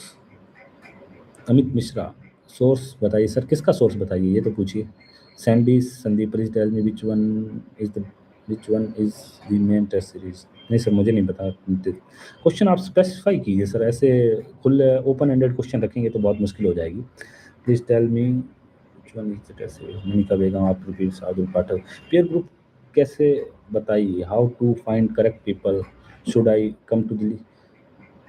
अच्छा सर, आप दूर हैं, तो आप आपके आसपास ही होंगे सर कोई ना कोई पीयर ग्रुप। आप जैसे मतलब किसी ना किसी कोचिंग से जुड़े ही होंगे, तो उनके आप अगर टेलीग्राम पे जाएंगे तो वहाँ पे ग्रुप होंगे, तो as on Telegram make a peer group for study, वहाँ पे आपसे लोग जुड़ जाएंगे टेलीग्राम पे। टेलीग्राम का यूज़ कीजिए अच्छे से। किन्होंने, शार्दुल पाठक जी, वहाँ पे टेलीग्राम का यूज़ कीजिए सर, टेलीग्राम पे बहुत इजीली लोग मिल जाते हैं आपको। पीयर ग्रुप बना तो बहुत अच्छा रहेगा। दिल्ली आने की अगर आप नहीं आ पा रहे तो कोई बड़ी बात नहीं है, आपके आसपास देखिए लाइब्रेरी होगी, आजकल तो हर शहर में लाइब्रेरी है, तो लाइब्रेरीज में आपको मिल जाएंगे पीयर ग्रुप जो अच्छे से पढ़ना चाहते हैं लोग। Sandy Singh, please tell me which one. Sorry sir, मुझे नहीं पता आप पूछ क्या रहे हैं। Hi Shivam here, hi sir, will you get rank in IPS post. Sir, आशा तो यही है कि आईपीएस मिल जाए, पर देखिए क्या होता है। ब्रूटल भैया, please, prelims seems to be biggest hurdle, how to clear. Sir, मैंने अपनी स्ट्रेटजी बता दी है, आपको अपनी स्ट्रेटजी बनानी पड़ेगी प्रीलिम्स के लिए। बहुत अनसर्टेड है प्रीलिम्स, पर पीवाईक्यू कीजिए और मॉक टेस्ट लगाइए और करंट अफेयर पे जोर दीजिए, और स्टैटिक को जितना अच्छे से उसके प्रिपेयर कीजिए। और थोड़ा मैंने एक्सप्लेन किया है। Shivam Sharma, sir, I am currently studying for prelims, it seems that I have forgotten what I study yesterday. Sir, please tell me how to revise. इसका एक, मैं टॉपर को देख रहा था, मेरे को याद नहीं उनका नाम, तो उन्होंने एक बात कही थी, आप पूरे दिन में जो भी पढ़ रहे हो ना, आप नोट्स बनाओगे उसके छोटे छोटे या कुछ भी करोगे, तो रात को सोने से 1 घंटे पहले आप अपना टाइम रखिए रिवाइज करने का। जितना उसके रिवाइज़ कीजिए, और संडे को जितना भी आप एक हफ्ते में पढ़ा है, उसको रिवाइज़ कीजिए।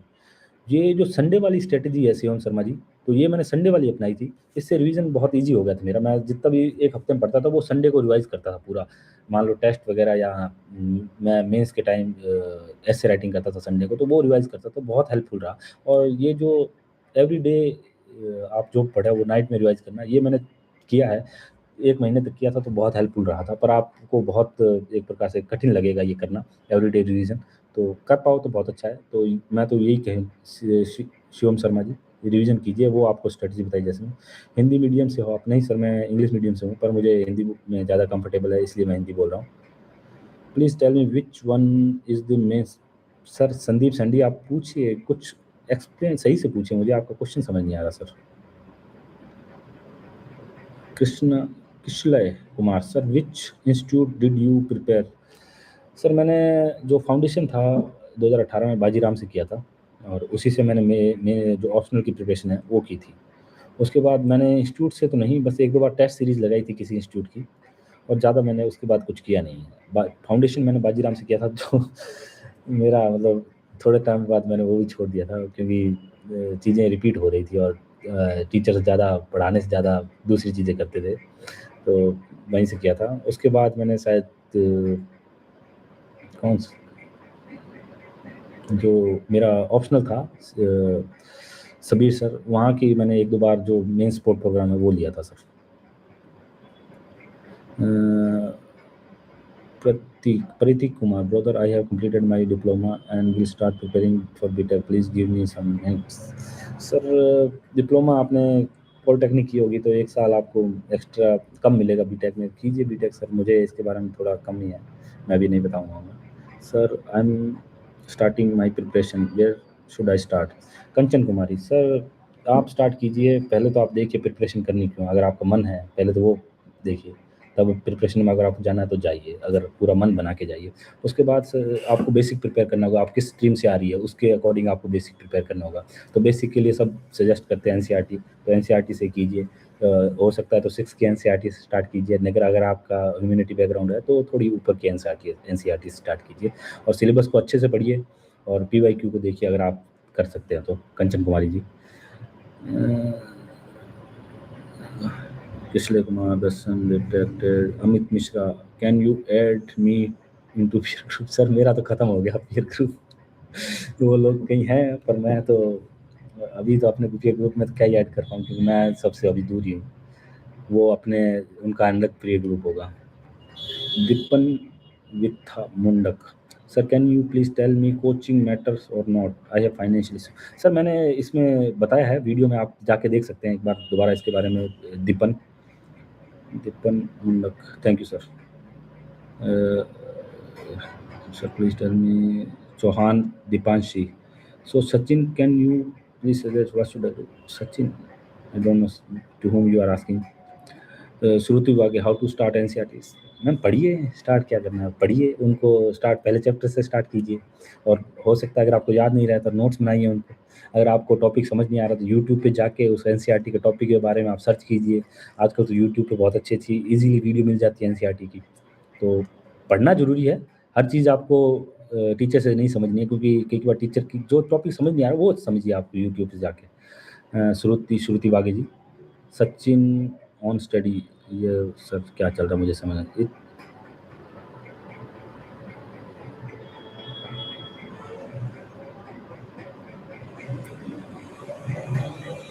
श्रुति, is it necessary to make notes for? Yes, notes तो जरूरी है मैम इस प्रिपरेशन में, आप क्योंकि रिवीजन नोट्स के बिना नहीं कर पाएंगे अच्छे से। Amol Tiwari, sir how to enrich geography with current affair and from where to do? Sir geography की, करंट अफेयर की लिए आप एनवायरनमेंट से कनेक्ट कीजिए, ज्योग्राफी को इनरिच हो जाएगा। और साथ में कई की जो कोचिंग्स है वो अपनी निकालती हैं ज्योग्राफी स्पेसिफिक, इन्वायरमेंट के बाद या कहीं पे भी, वहाँ से स्पेसिफिक हो जाएगी ज्योग्राफी, इनरिच हो जाएगी। अगर हो सकता है आप ज़्यादा हो जाएगा वो, मुझे जहाँ तक लगता है, तो डाउन टू अर्थ मैगजीन है उससे हो सकती है। और रिसर्च कीजिए ज्योग्राफी को, जो गूगल्स होते हैं उसमें डाल के देखिए आप ज्योग्राफी की न्यू टर्म्स या फिर new development.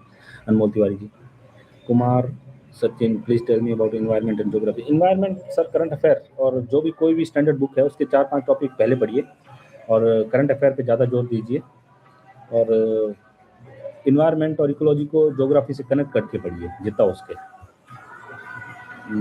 Kumar Sachin sir please tell me environment. Samim Akhtar science and technology source please tell मी।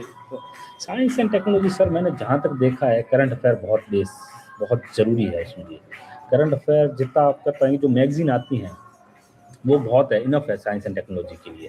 अगर आपको एक्स्ट्रा लग रहा है तो जैसे बुक्स होती हैं बेसिक्स के लिए 11th-12th की जो भी है 10th की, वो बुक पढ़ लीजिए एक बार।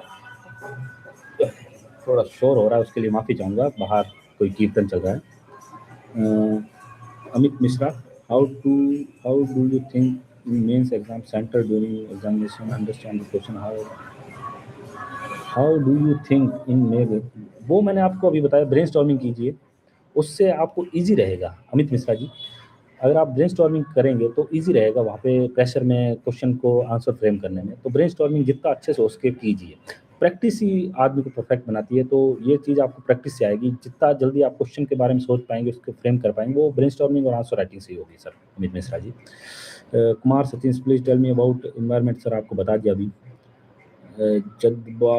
JD Baba sir I am giving this year attempt source for current affair sir मैंने 3 सोर्स से प्रिपेयर की थी। एक तो देसी मैगजीन, दूसरा मैंने जो मॉक टेस्ट होते हैं उनसे लगाया, उनसे करंट अफेयर को मैं निकालता था, और तीसरा मैं जो मैराथन वीडियो होती हैं कई की कोचिंग्स निकालती हैं उनको देखता था। तो ये 3 सोर्स रहते थे मेरे करंट अफेयर के, आप अपने अकॉर्डिंग देख सकते हैं। Shruti Bagi please tell me how to start NCERT. सब पढ़िए मैम श्रुति बागी जी, एनसीईआरटी को पढ़ना स्टार्ट कीजिए तभी स्टार्ट होगा।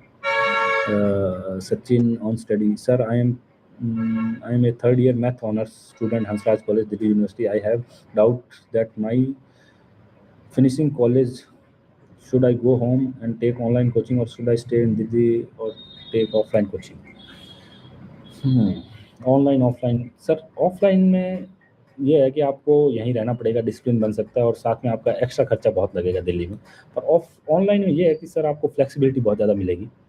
तो अगर आप अपना डिसिप्लिन बना पाएँ और लाइब्रेरी वगैरह जॉइन करके, तो सर आप ऑनलाइन लीजिए, वो सेम चीज़ें आपको ऑनलाइन में मिल जाएंगी जो ऑफलाइन में मिलती हैं। तो ऑनलाइन अगर आप घर पे रहना चाहते हैं तो ऑनलाइन लीजिए। ऑफलाइन में बहुत खर्चा होगा अगर आप दिल्ली में रहेंगे। अगर आप फाइनेंशियली सक्षम हैं तो ऑफलाइन लीजिए। और ये मैं तो यही कहूँगा, ऑनलाइन बहुत फ्लेक्सिबल है, बस इतना अच्छे से जानता हूँ मैं सर।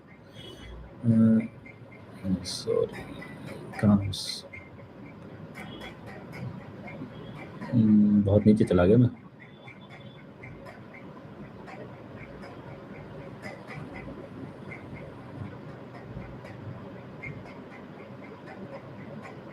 अच्छा, Ritundar Bihari Gupta sir, will the foundation batch of my Vision IAS be completed through लेलू पीवाईक्यू टेस्ट सीरीज?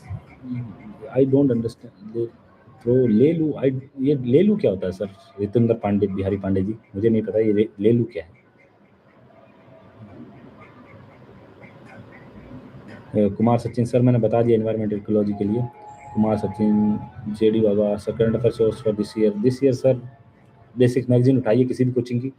मैं प्रिपेयर करता था 365 से, और मैराथन वीडियोस किसी भी कोचिंग्स की 1-2 मैराथन वीडियो देख लीजिए मेरा तो, और मॉडल आंसर मॉक टेस्ट ये रहता था।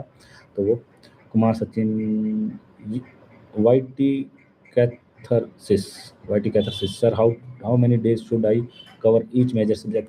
सर उसका आपको टाइम टेबल बनाना पड़ेगा, टारगेट बनाने पड़ेंगे, उसके अंदर आप कवर कर पाएँ तो बहुत अच्छा है। मैं जैसे लक्ष्मीकांत को ये देता कि जितनी बार मेरे को लक्ष्मीकांत पढ़नी होती तो मैं पहले 5 डेज रखता था लक्ष्मीकांत को, फिर रिवीजन होता था 2 डेज 1 डे ऐसे रखता था। तो आपको देना पड़ेगा उसके अकॉर्डिंग जितनी आपकी स्पीड है, क्योंकि मुझे आपकी स्पीड के बारे में नहीं पता सर। कुमार सचिन सर मैंने आपको बता दिया। Insta motive x sir, what you do before prelims reference to preparation? What you do before prelims? Sir prelims के बिफोर से तैयारी करते हैं, रिवीजन करते हैं, जितना हो सकता है उतना रिवीजन करते हैं सब्जेक्ट का, यही करते हैं। और तो मेरे को क्वेश्चन जहाँ तक समझ आ रहा है मैं यही आंसर कर पा रहा हूँ आपका। Kumar Sachin sir, how to start NCERT insta motive, what do you do before prelims?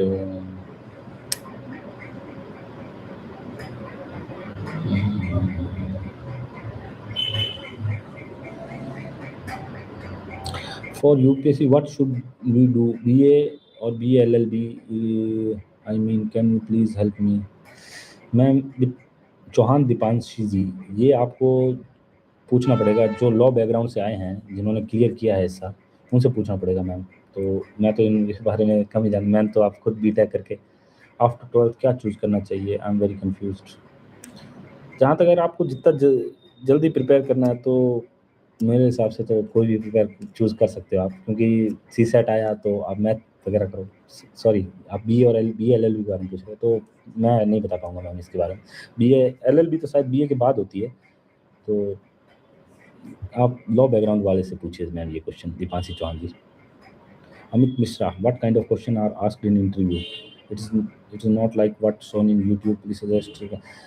Sir, जो मॉक टेस्ट रहते हैं वो अलग रहते हैं, पर जो अमित मिश्रा जी, पर एक डेप्थ भरा जाता है, जैसे आजकल भरा जा रहा है प्रीलिम्स के अकॉर्डिंग, उस पर अराउंड रहता है क्वेश्चन ज़्यादातर, मैक्सिमम देखा जाए, या तो करंट अफेयर के अकॉर्डिंग रहेगा जो अभी देश दुनिया या कहीं भी चल रहा है, इन दो चीज़ों के आसपास ज़्यादा रहता है। फिर अगर वो आपका ऑप्शनल, जो आपका ऑप्शनल है उसके अकॉर्डिंग रहेगा। ये तीन चीज़ें ऐसी है कि जो प्रिडिक्ट कर पाएँ। अगर मान लो आपका बोर्ड बहुत ज़्यादा चाहता है कि आपको घुमाए फिराए, तो फिर वो कहीं से भी पूछ सकता है, पर ये तीन चीज़ें मैक्सिमम देखा गया है कि इन तीन चीज़ों से पूछा जाता है, आपका डेप्थ, करंट अफेयर और ये ऑप्शनल। अमित मिश्रा जी। दीपांशी चौहान मैम, ये मैं नहीं बता पाऊँगा। Insta movie WhatsApp Kumar Sachin third year student Chauhan Deepti sir, which coaching did you take and what year? Sir, मैंने कोचिंग 2018 में स्टार्ट की थी, बाजीराव एंड रवि।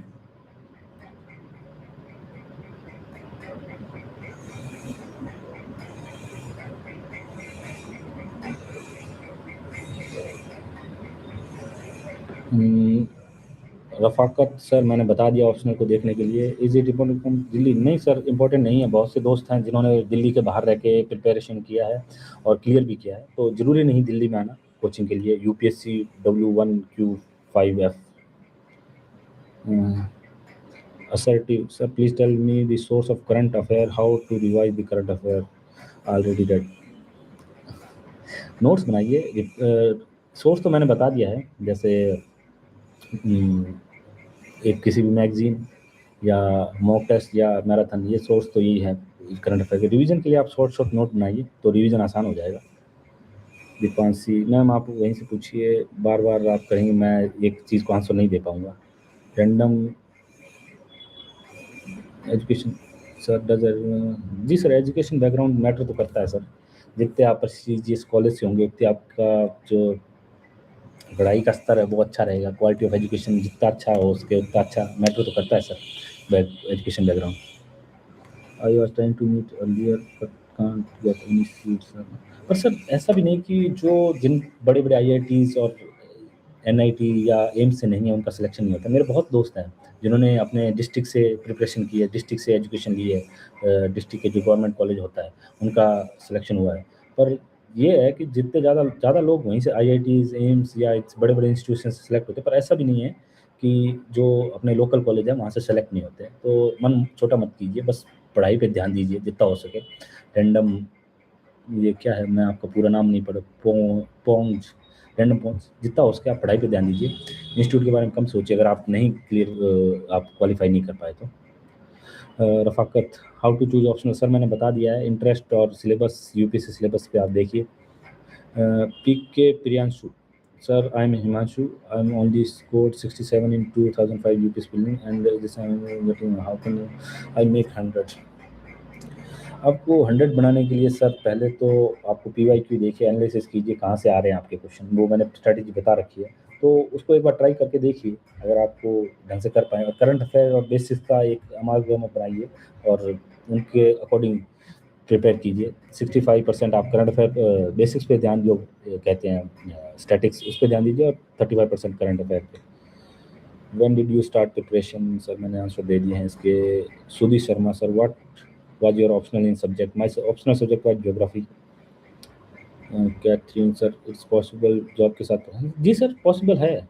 वाइटी कैथाइरिसिस जरूर पॉसिबल है। बहुत से लोग हैं ऑप्शनल के साथ निकले हैं, जैसे पिछले से पिछले साल शायद 6 रैंक थी उनका, RBI में जॉब कर रही थी, उनके बाद प्रिपरेशन हुआ। जैसे अभी शायद 44 रैंक है मैम, ACP रही हैं पुलिस में, वो भी जॉब के साथ हुआ है, तो पॉसिबल है मैम जॉब के साथ। Deepanshu Sharma sir, I feel lot of tension regarding current affair, what should I do? Tension तो सर पूरे प्रिपरेशन में रहेगी, पढ़िए, टेंशन कभी खत्म होगी? टेंशन के बारे में सोचोगे नहीं जितना आप पढ़ोगे। और करंट अफेयर 3-4 सोर्स से कीजिए और रिविजन कीजिए। सचिन सर, आपने क्या करी थी, ऑनलाइन या ऑफलाइन? मैं सर उस टाइम ऑनलाइन नहीं था, कोविड से पहले का हूँ, तो उस टाइम ऑनलाइन का इतना प्रचलन नहीं था, तो मैंने ऑफलाइन ही की थी।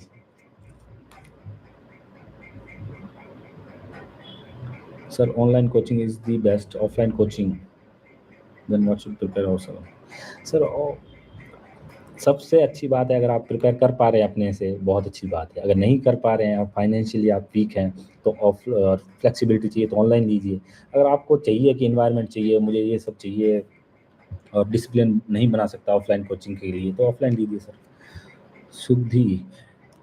शुद्धि यादव, इंडियन मैपिंग, मैंने तो मैम इंडियन मैपिंग तो सुदर्शन गुर्जर सर से की थी। वैसे मेरा ज्योग्राफी ऑप्शनल है, फिर भी मैंने वहाँ से एक बार कर ली थी ताकि चीज़ें याद रह जाएं। Beast SI7M, sir current affair and newspaper के की डे फर्स्ट डे से शुरू करूं? न्यूज़पेपर अगर आप नहीं पढ़ सकते तो कोई बड़ी बात नहीं है, अगर आप प्रीलिम्स के लिए, क्योंकि करंट अफेयर में कवर हो जाएगा। बस एक बार ऐसे कीजिए कि एक बार न्यूज़पेपर को अपनी आंखों से गुजार लीजिए, वो बहुत ज़रूरी है। कई बार होता है कि एक टॉपिक आपकी आंखों में रह जाता है, तो गुजार सकते हैं। डिटेल में नहीं पढ़ पा रहे हैं, कोई बड़ी बात नहीं है। प्रीलिम्स के लिए, मेंस के लिए और इंटरव्यू के लिए बहुत ज़रूरी है न्यूज़पेपर। फर्स्ट बेसिक क्लियर कर लो, पहले तो आपको बेसिक क्लियर करना पड़ेगा सर, करंट अफेयर बाद में आता है। यही तो मैं अभी अपनी स्ट्रेटेजी में बता रहा था। बस यूपीएससी मीन्स वास्ट नॉलेज और small knowledge vast region? UPSC means vast knowledge and vast revision. Small knowledge से काम नहीं चलेगा सर, मल्टी डायमेंशन नॉलेज चाहिए आपको, क्योंकि बहुत से टॉपिक के बारे में पढ़ा, और आंसर आपको आंसर राइटिंग करनी तो वहाँ पे भी आपको मल्टी डायमेंशन आंसर लिखने पड़ेंगे। तो वास्ट नॉलेज चाहिए, पर ये है कि आपको पता है आप क्या पढ़ रहे हैं, वो आपको बहुत ज़रूरी है कि आप सही पढ़ें। ज़्यादा आप फैले मत इधर उधर, जो सोर्स आपने पहले पढ़े हैं रिवीजन कीजिए उनका, तो उस पर ध्यान दीजिए सर।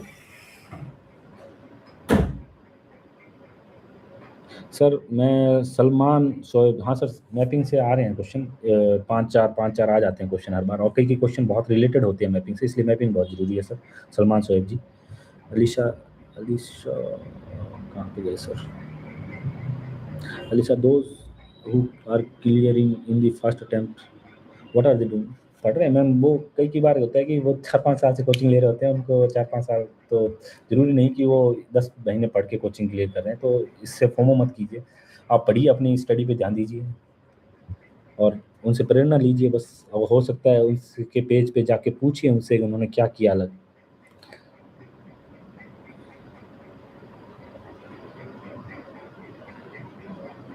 नहीं स्पोर्ट्स ना सर, कोई इशू नहीं रहेगा। आपका ग्रेजुएशन आपने इग्नू से किया है, ऐसा कोई इशू नहीं रहेगा। आपकी ग्रेजुएशन है वो ही बहुत ज़रूरी है। Shivam gaming, sir online coaching is better? हाँ ठीक है भाई।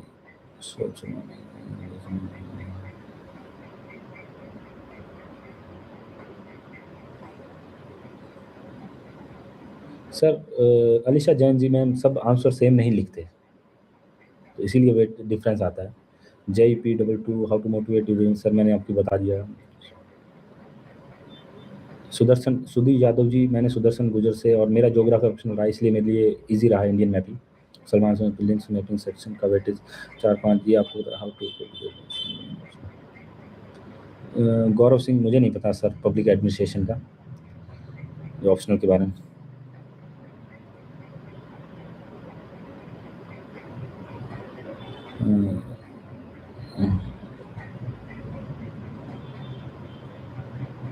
Kamal Kishore, I am from फ्लोदी, sir मैं भी फ्लोदी से रहा हूँ। सर मैंने सिर्फ स्ट्रेटजी बता दी है। अजूम नमदार, सर आप देख लीजिए एक बार, दोबारा आपको रिपीट करनी पड़ेगी ये video. Sir please tell me little about modern history for films. Sir modern history जितना उसके आप पढ़िए मॉडर्न हिस्ट्री के बारे में। फिल्म्स से आपका नाम क्या? अंकित प्रधान। क्योंकि मॉडर्न हिस्ट्री का वेटेज आधा शायद मॉडर्न हिस्ट्री से आता है, और मॉडर्न हिस्ट्री स्पेक्ट्रम पढ़िए, बिपिन चंद्रा पढ़िए, और हो सकता है जो टॉपिक न्यूज़ में है उसके बारे में ChatGPT से पढ़िए, तो बहुत अच्छा रहेगा सर। जिसकी एनिवर्सरी हो रही है उस टॉपिक के बारे में पढ़िए। Shivam Kumar Sharma, sir, I am confused whether I should prepare for Hindi medium or what. I want to attempt English medium in 2012. What should give me suggest? Sir Hindi medium से अगर आप comfortable हैं हिंदी में तो कीजिए sir. आजकल तो बहुत क्वालिटी कंटेंट भी मिल जाता है हिंदी मीडियम से, और बहुत से लोग जो हिंदी मीडियम से हैं, जैसे इस बार हमारे रैंक 20 है हिंदी मीडियम से, और भी हैं। तो हिंदी मीडियम इतना एक प्रकार से टाबू रहा, क्या कहते हैं वो, जो गलत रहा नहीं। तो अगर आप दे सकते हैं हिंदी मीडियम में, आप कंफर्टेबल हैं तो दीजिए sir. Karan Thakur, sir I agree that I should. Karan Thakur ji, अगर आप 12th से स्टार्ट कर रहे हैं तो एनसीईआरटी पढ़िए, अच्छी बात है सर। बहुत से लोग हैं जो फर्स्ट अटेम्प्ट में क्लियर करते हैं, वो 12th से स्टार्ट करते हैं। Ankit Pradhan, I am not remembering anything, timeline वगैरह। सर उसका रिवीजन कीजिए, टाइमलाइन को आप स्टोरी बना के याद कीजिए अंकित प्रधान जी। टाइमलाइन को आप स्टोरी के साथ रिलेट कीजिए तो आसानी से याद हो पाएगी timeline. Tanvi, sir I think I am doing micro analysis which is taking more time just for one day. Micro analysis तो माइक्रो एनालिसिस अब कितना माइक्रो जा रहे हैं मुझे नहीं पता है, तो पर जितना आप टॉपिक अच्छे से कवर कर पाएँ उतना अच्छा रहेगा मैडम तन्वी जी। और टॉपिक को अच्छे से कवर करने के लिए माइक्रो अगर जा रहे हैं, पर ऐसा नहीं कि आप बिल्कुल एक-एक चीज़ अलग कर दे रहे हैं उसकी। अगर आप एक बार क्वेश्चन अटेम्प्ट करके देखिए उस टॉपिक से, अगर आप माइक्रो एनालिसिस कर रहे हैं तो पीवाईक्यू जाइए उस टॉपिक से, अगर आपके क्वेश्चन्स हो रहे हैं तो देन द माइक्रो एनालिसिस जितना आपके दैट्स इनफ। पर अगर आपके क्वेश्चन नहीं हो पा रहे तो शायद और करना पड़ेगा। क्वेश्चन एक बार करके देखिए पीवाईक्यू, अगर आपके हो पा रहे हैं तो बहुत, जितना किया है वो बहुत सही है। Dear defied, sir, I was consistent from whole year. I have less than 50 days now. I'm still able to crack prelims because I'm in the journey of past 3 years. हो जाएगा सर क्लियर, इसमें कोई बड़ी बात नहीं है, आपका clear जरूर हो जाएगा अगर आप मेहनत करते रहे, मॉक टेस्ट लगाइए, करंट अफेयर, स्टैटिक, सब पे आप फोकस कीजिए, पीवाईक्यू करके जाइए तो क्लियर जरूर होगा सर। मेहनत कीजिए, जैसे मेरे को 7 साल लगे हैं, तो एक दिन आएगा सर आपका भी होगा। डिमोटिवेट मत होना, सबका दिन आता है और आपका भी आएगा sir. Dare डिफाइड। Ethics strategy, sir आपको एथिक्स की स्ट्रेटजी मैंने बता दी है sir. I saw sir online coaching takes a lot of time. What should I do studying and tips? Time तो मैम कोचिंग में लगेगा मैम, आपको टाइम तो इसमें लगेगा ही, क्योंकि बहुत बड़ा सिलेबस है तो टाइम लगेगा मैम। आप अपने जो पीवाईक्यू एनालिसिस करके टॉपिक आइडेंटिफाई कर सकते हो तो अच्छी बात है, उसी को पढ़िए। अगर उनमें नहीं आ रहा उनको पढ़िए, तो ये इससे टाइम बच सकता है। Alisha Sharma, how to manage distraction on social media presence in 7 year. मैं मैम जब एग्ज़ाम पास आते थे तो डीएक्टिवेट कर देता था अपने अकाउंट, और ज़्यादातर कई बार तो मैं फ़ोन भी नहीं रखता था, तो यही करता था। पर सोशल मीडिया से आजकल तो दूर रहा भी नहीं जा सकता, क्योंकि कई बार सोशल मीडिया से बहुत इन्फॉर्मेशन भी मिल जाती है। जैसे आजकल चल रहा है करंट अफेयर, मैं ज़्यादातर ऐसे चैनल सब्सक्राइब करता था जहाँ से करंट अफेयर की न्यूज़ आती थी मुझे, तो और मैपिंग ऐसे यूपीएससी के चैनल उनको सब्सक्राइब करके रखता था, तो ईज़ी रहता था मेरे लिए, डिस्ट्रैक्शन कम आता था, फालतू की चीज़ें कम देख पाता था। So starting batch this year going to evening option.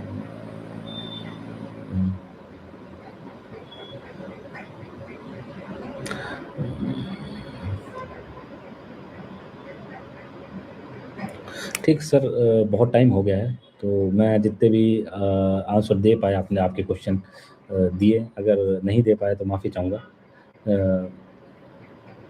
आप कई क्वेश्चन बहुत रिपीटेड पूछ के लोगों ने थोड़ा टाइम ले लिया, तो कोई नहीं, पर जितना मैं क्वेश्चन देख पाया आपके, और आपने जितना भी देखा इस लाइव को, बहुत बहुत धन्यवाद सर आप सभी का। तो चलते हैं, आप सभी को ऑल द बेस्ट अपनी फ्यूचर जर्नी के लिए, और मेहनत कीजिए। वक्त आएगा सर, सबका आएगा सर मैम, जो भी आप देख रहे हैं, तो वक्त सबका आएगा। ये हो सकता है थोड़ी जर्नी लॉन्ग हो जाए, तो कोई बड़ी बात नहीं है, पर अगर आप इस प्रिपरेशन में घुसे हैं कि मुझे इसको क्लियर करना है, तो जो रिज़ल्ट अगर अच्छा आया तो लॉन्ग जर्नी के लिए बहुत वर्थ होगा, और आपको 4-5 गुना खुशी होगी। जो फर्स्ट अटेम्प्ट में निकाल दो उससे भी ज़्यादा खुशी होगी अगर आपका प्रिपरेशन लॉन्ग है। और मैं तो चाहूँगा आप पहले दूसरे अटेम्प्ट में अगर निकाल पाएँ तो बहुत अच्छा है, पहले जितने भी आप हार्ड वर्क करके, तो बहुत अच्छा है। बस ये दोबारा से 4-5 चीज़ें हैं, इन पे ध्यान दीजिए आप। स्ट्रैटेजी खुद की बनाइए, डिसिप्लिन और कंसिस्टेंसी रखिए, मोटिवेटेड आपको खुद को रहना पड़ेगा। अपने क्यों गुस्से हैं इस प्रिपरेशन में, अपने फैमिली, परिवार, अपने खुद को मोटिवेट करना, और पॉसिबल है तो गुड पीयर ग्रुप बनाइए। ब्रेनस्टॉर्मिंग बहुत ज़रूरी है, और रिवीजन उसके साथ, टॉपिक आइडेंटिफिकेशन, पीवाईक्यू देखिए जितना हो सकता है, अपन बेसिक्स स्टैटिक्स पे ध्यान दीजिए, स्टैटिक इज किंग ये सब कहते हैं और असल में है ये बात। और हेल्थ पे ध्यान दीजिए अपनी। ठीक है सर, चलते हैं, आप अपना ध्यान रखिए और थैंक यू, बहुत बहुत धन्यवाद सर।